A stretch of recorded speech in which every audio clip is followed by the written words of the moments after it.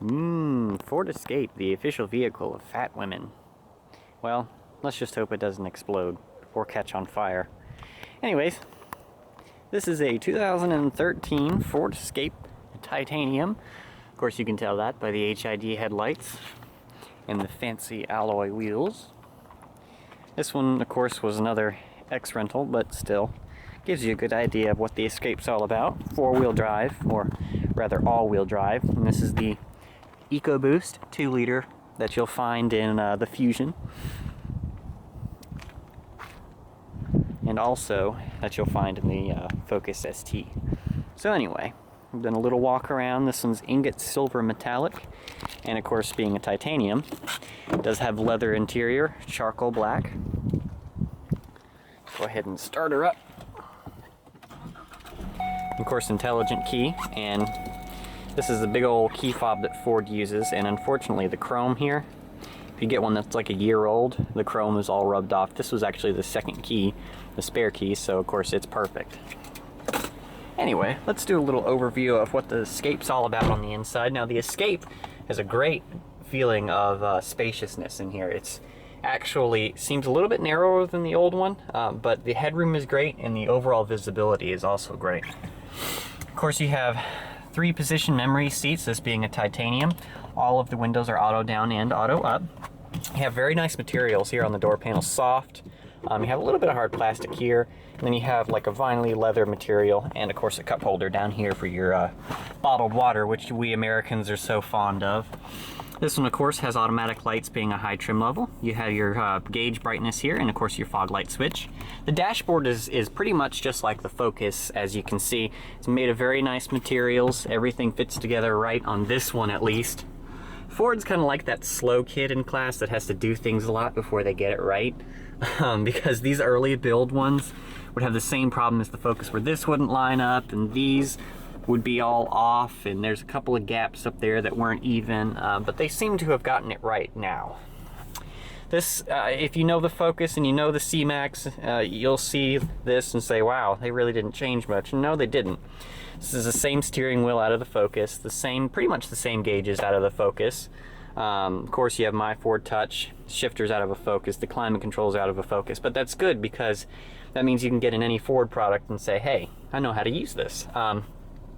Of course, you have your cruise control down here. You have your phone buttons for your sync system, your voice activation button, your home button, and information. Steering wheel audio controls. You have your wiper controls and all that good stuff here.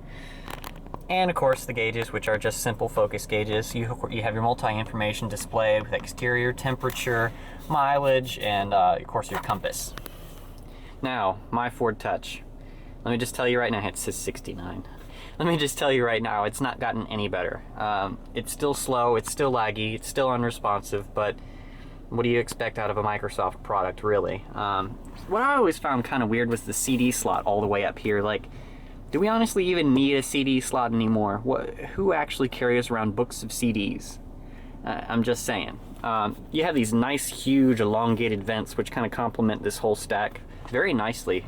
The nice thing about this is that these are actual physical buttons, so you can actually do things without having to touch this touchscreen. And of course, the climate controls, you can touch all this without touching the touchscreen. So there are ways to get around using the My Ford Touch system, at least in some respects. You can do a lot of things without it because these are buttons here for source and sound. And of course, your eject and your power button are right there. But sometimes you still have to use the My Ford Touch system. I won't go over it because you all know it. It's just not worth it. Of course, you have push button start, this being a titanium, dual zone automatic climate control. And now you'll see these little buttons down here. This is auto park and park assist. Now, auto park's that cool thing where you'll find a spot for you and automatically parallel park, and this is just the pop and button for the rear hatch. Now, this does have a sport mode with paddle shifters. Don't know why you really care about that in an Escape, but it seems like everybody at Motor Trend and Car and Driver whines whenever there's not a sport mode, but it's a freaking Escape. I mean, really? They offer it only in an automatic, so what's the point? But anyway, I digress. Heated seat controls down here, which, if you ask me, look like they're exactly out of an older Volkswagen, but maybe that's just me. You have your 12-volt power outlet, cup holders, which actually, if you look, you'll see these little halos at the bottom. that is the ambient lighting. Of course, you can change all the colors and all the brightness and all of that. E-brakes right here. You have a center console with little USB and card holders right here. And of course, you have your 2 USB slots, your AV inputs, your power jack, and of course an SD card for your navigation. Now, this is a very deep console, so you can fit tons of stuff in there. Looking up here, of course, high trim level, so you got that, you know, garage entry system. Lighted vanity mirrors, sunglass holder up here. Those are your controls for the ambient lighting, and here are the controls for your wonderful panoramic vista roof, which is absolutely great when it's open. Nice feeling, and it kind of just gives the whole car a great airy feel. So let's go ahead and go to the back seat here. Oh, before I do that, of course, this one does have blind spot monitoring, so that light will light up whenever there's a car in your blind spot, which I find irritating, but some people like. So, let's talk about the back seats on the Escape. That's all I really got to say.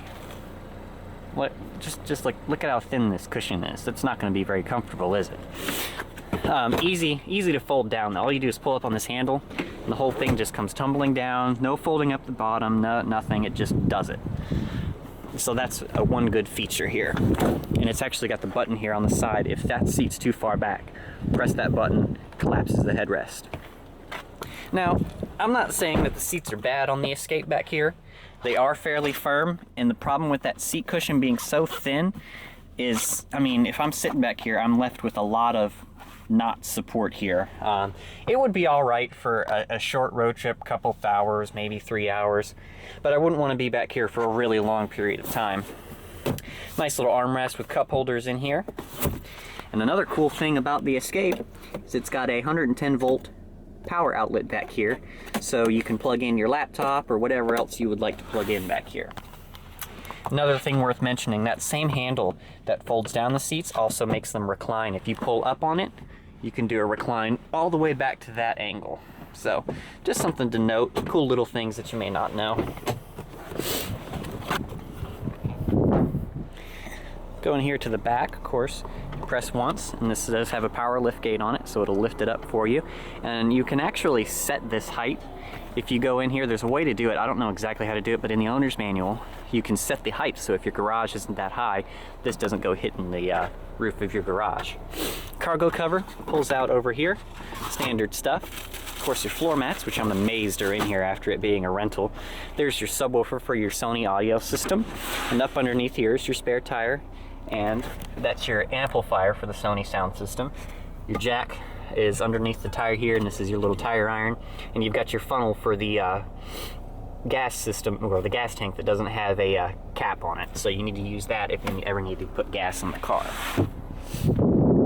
Now, press the button up here. I'm going to show you my favorite feature of the Escape. If we pull up the all-weather floor mat here, you'll see this little compartment down here, which I think someone at Ford is a drug dealer. I'm just saying, because why else would this exist? So, if you've got an Escape, you've got a way to hide your drugs, or whatever else you might have. I don't know, smuggle something across the border. So, this all-weather floor mat's back down, and look, it's like it wasn't even there.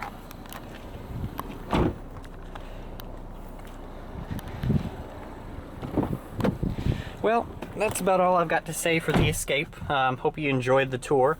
If you have any questions, comments, leave them down below. And of course, check out the Facebook page and look forward to more of these videos, guys. Thanks for watching.